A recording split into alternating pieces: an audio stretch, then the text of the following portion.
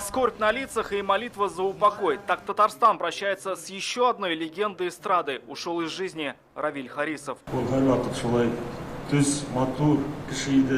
Прощаться с известным артистом сегодня пришли поклонники его таланта, а в их Татарстане тысячи. Родные, близкие, коллеги по цеху.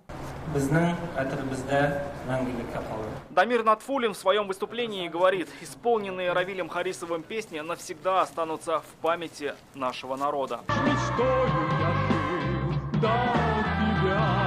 Больше 30 лет на сцене, почти половину из них на главных площадках страны, в одном цеху со звездами первой величины. Он работал в Москве под руководством эстрадном оркестре Анатолия Кролла вместе Аллы Пугачевой, Софии Ротару, Львом Лещенко. Вот это вот осталось у него внутри.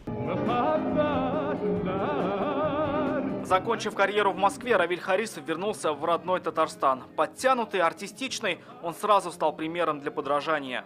Конечно, с восхищением все смотрели. Мы тоже брали какой-то пример у него. Костюмы очень хорошие были у него всегда. И в жизни, и на концерте. К тому времени Равиль Харисов настоящий профессионал, артист, который пел сразу на 7 языках и объездил половину мира. Это был уникальный певец с большой буквы, и светлая ему память. И это был не только певец и артист, это был и человек с большой буквы.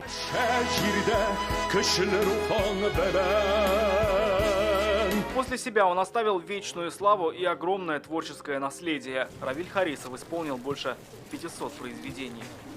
Рамиль Шайтулин, Рамзиль Гарипов, ТНВ, Казань.